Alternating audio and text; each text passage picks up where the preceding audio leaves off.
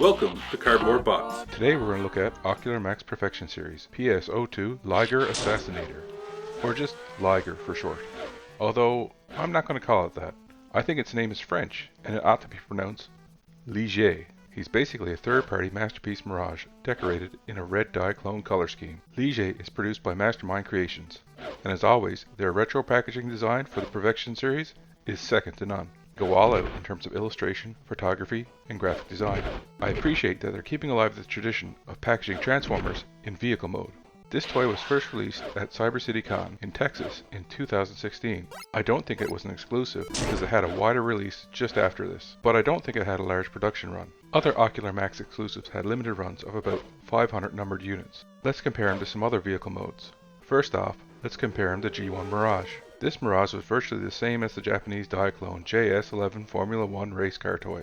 Diaclone did also make a red version of this toy, but by some accounts that I've read, it was very, very rare. I think there was also red versions of this toy in Europe. Speaking of Europe, the inspiration for this toy was a Formula 1 race car built by French team Ligier and sponsored by Gitan, a French cigarette company. The word Ligier can be seen on the spoiler of the G1 toy, and you can see where an intentional misspelling gives the Ocular Max toy its similar name, but without any copyright issues. The French connection is again my reason for pronouncing it Liger instead of Liger. Notice how MMC repositioned the number 22 to the front of the side panels, ahead of the text instead of just after, as it is seen on the Mirage toy. After transformation, you'll see why this was a smart decision. Both the G1 and third-party toys intentionally misspell Gitan with the letter C, so as to avoid copyright issues and any associations with a cigarette company. All the historical sponsors on Ligier are given the same off-brand treatment. On the front, Elf becomes L, and on the rubber tires, Goodyear becomes Gooyear. No one notices when you change just one letter. Speaking of off-brand race cars, here he is next to my son's Combiner Wars drag strip. This deluxe toy was eventually redecoed into Mirage colors, but I don't have that toy. However, I do have the Kingdom Mirage race car. I also have another third-party Masterpiece Mirage toy mold. Here he is next to DX9's Kokomon. It's their version of Mirage redecoed in the colors of a GoBots Crasher. Both of these toys came out around the same time, and they are about the same size. In comparison, Ligier has much nicer material and paint finishes. Kokomon's black and red color scheme looks good next to Ligier's white and red. Speaking of red, here he is next to MP10 Masterpiece Convoy. For the record, while I didn't film it, I can confirm that Ligier does not pass the Masterpiece Prime trailer test. It was close, but his rear tires were slightly too wide to fit. So based on that alone, Liger gets a 100% fail. Do not buy! Seriously though, like any well put together collector's toy, he comes with a bunch of stuff. First off is the bio card. It's got a front and a back. Let's read the bio in a French accent. Liger's shoulder-mounted electro-disruptor bends photons and light waves to make himself invisible as he connects directly to his spark, so he can remain concealed for as long as his power system holds a charge. This risky ability allowed him to sneak aboard the evacuation ship as it left his home planet 4 million years ago. Upon awakening, Liger realized his ability to remain unseen offered him a unique advantage in the conflict that had already necessitated fleeing their homeworld. Eliminating the leadership of either side could end the war, but at what cost? Strength 5, Intelligence 6, Speed 7, Endurance 9, Rank 6, Courage 3, Firepower 6, Skill 10. He's very skilled, but very cowardly. It also comes with a good set of instructions. The cool thing about the instructions is that on the back it credits the people responsible for the toy. I wish more companies would credit the folks involved in the designs and artwork. The next pack-in requires us to bring back the box to examine the retro robo ratings on the rear. The toy comes with a handy red piece of translucent plastic to reveal the top secret tech specs. It's a nice touch that, while unnecessary, makes me smile. Now let's roll out the real accessories. He comes with a rifle with a matte silver finish. The silver matches his front and rear wings. He has a chromed out missile. This matches his chromed wheel rims and engine block. And every missile needs a launcher. And yes, these weapons can store on the car mode. The weapons and the driver can be easily removed. The driver is only really half a driver, and he's made out of a smoky gray plastic. I think he represents a holographic driver.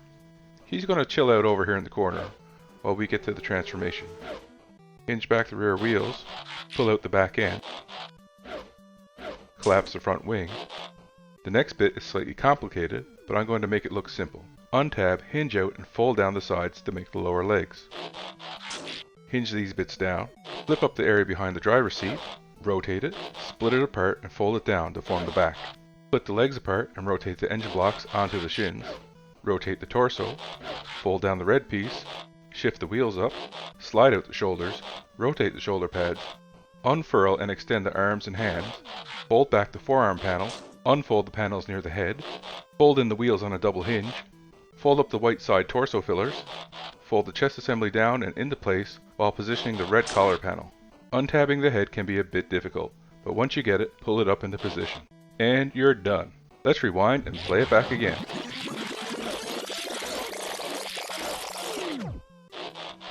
There are some tricky bits to the transformation. Nothing too difficult, and I find it thoroughly enjoyable and rewarding with a bit of practice. Now to dress him up with accessories. Giving him his smart looking rifle is easy. His hands hold it with a tab slot connection. And the most frustrating part of this toy is trying to attach his shoulder missile launcher. The connection is solid, but getting it on there is very, very difficult. There's not much room between the connection and the head, and it's hard to apply downward pressure on the clip because the launcher pivots on a hinge. The launcher crowds the head and limits how the head can move. I dislike the launcher so much that I actually forgot to articulate the launcher for this video. It can move up and down a little, but it can't move sideways. There used to be an add-on clip that you could buy from another party, and while I didn't get it, I think it's necessary to make this accessory work correctly. MMC should have included a new clip connection with reissues of this mold, but as far as I know, they didn't. Now for some bot mode comparisons. Here he is next to the G1 cartoon character design. Here he is next to G1 Mirage. Thanks for loaning this out to me, Andrew. Much appreciated. I think you can see from this comparison that he's meant to draw heavily from the toy design. Notice the engine block knees, and the toy-inspired head design. Here he is next to Combiner Wars drag strip, Kingdom Mirage, and DX9's Kokomo. DX9's Mirage mold is a very well constructed and toyetic option for a masterpiece Mirage. However, it doesn't have the same level of quality or balance as the Ocular Max mold. Sphinx wins hands down over DX9 in this case. Next up is Magic Square's version of Nemesis Prime, to give you a sense of how he scales with a Masterpiece Prime. I really am a sucker for a good repaint or alternate color scheme. Now on to articulation. Here's a spoiler, it's very good. His head rotates, it's on a real elaborate neck assembly that gives it a lot of range. It can look up this far, down this far, and it has lots of tilt. I find the neck looks a little thin, so I like to hide it by keeping the head lower. Remember when I said the new placement of the numbers on the side panels was smart? As you can see, the numbers fit perfectly on the shoulder pads. If it was done otherwise, you would have a partial word here instead. The shoulder pads can be rotated at an angle if you prefer. They can even rotate a full 360 degrees. The pads can sometimes slip down when you manipulate them, but no worries, they can slide back into the correct higher position. I wish this friction fit was a bit stronger.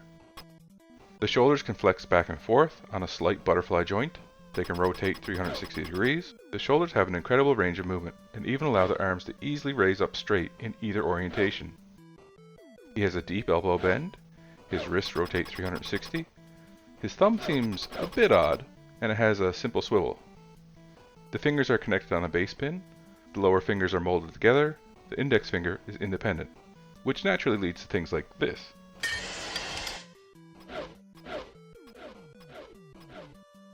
The bicep can swivel all the way around, as can his waist.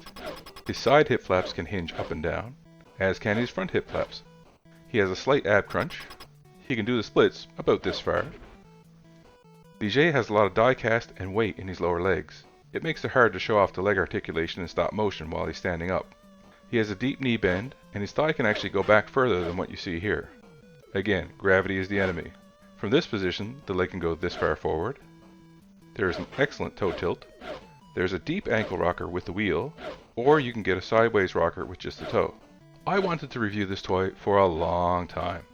I was really disappointed that viewers didn't select him when he was offered up. Though, I'm always disappointed when bots don't get in. I wish I could review everything, but there's just not enough time. Liger is getting reviewed now because I'm selling him, and he deserved a good send-off. However, I never really wanted Liger in the beginning anyway. Back in 2017, I was looking for Sphinx, but he was hard to find at the time for a reasonable price. Ironically, it was easier and cheaper for me to get Liger. At least, I think it was. My memory and my records are a bit fuzzy. If I was patient, I just could have waited for MMC to reissue Sphinx, which they did. MMC never did release a blue Sphinx with a toy-style head though, so Liger is a rare treat in that regard. The watermelon version of Sphinx also had a toy-based head, but that toy is all sorts of crazy to look at, and it's not really my thing. The only way you can get a blue toy head was to buy a completely different toy. The extra head came packed with MMC's version of Trailbreaker. I sort of find it hard to read the features on Liger's face. I'm not sure why. Maybe it's the glossy plastic or paint, or the lack of separation between the helmet and the face. Regardless, this is a great toy. It's full of smart engineering, everything fits together really well, he's very heavy and contains lots of die cast. As far as I can tell, there are no ratcheted joints. They all seem to be friction based. The good news is that they are done well and they hold their positions. And that is after me putting him through his animation paces. He poses exceptionally well and he looks good doing it. The Sphinx mold is from the Masterpiece era when having a realistic vehicle mode was important. This was before cartoon accuracy was king. He's intricate and detailed. I adore his glossy red plastic and excellent tachographs and excellent paint apps. The inside elbow area feels unusual and a bit hollow, but it works well enough. The forearm covers do not lock into place, but everything feels firm. The forearms also have little holes on each side of them, and that's a bit of a mystery to me. If you know what those little holes are about, let me know. And like I said before, I'm a sucker for a repaint. I like the idea that these characters are odd or new or are a complete blank slate. Anyway, I'm selling Liger and I'm planning on getting Transform Elements Speedstar as a replacement Mirage. I'm sure I won't regret Speedstar, however, I might regret selling Liger. After playing with it again, I don't want to sell it, but I can use the money to buy other bots, or maybe pay for some repairs around the house. Who am I kidding? I'm probably going to blow it all on slushies and nachos. I'm not sure why Transformer Element hasn't done a red Mirage yet. Most companies milk their molds with repaints. For that matter, I don't know why MMC never released a blue version of Sphinx with a toy head. If MMC released Liger again, they could always include a cartoon-based head to make it different. Here are some examples of how MMC already milked this great mold. The first one came with a parachute. There was an alternate blue version. Then there was a cell-style blue version. It had a lack of decals. There was Liger, of course. There was a black version, a watermelon G2 version, a convention exclusive that was half transparent, and another convention exclusive that was half transparent in a slightly different way. There are rumors that there's a totally clear version out there, a very limited run. I think Paik or another reviewer suggested that there was only 7 or 8 of these made. Owning, posing, and animated Liger made me feel special. A red Mirage is a very rare item, and this bot feels equally uncommon. If you can come across this toy at a decent price, I'd say go for it. If you can only find it online for $400 or $500, I'd say leave it for the serious collector. Roll out, Liger. Thanks for watching Cardboard Bots. See you next time. Oh, and I forgot to mention, the War for Cybertron blast effects fit in the missile launcher, but not the gun. I forgot to film it too. Sorry. Like my vids? Buy me a coffee. It's easy.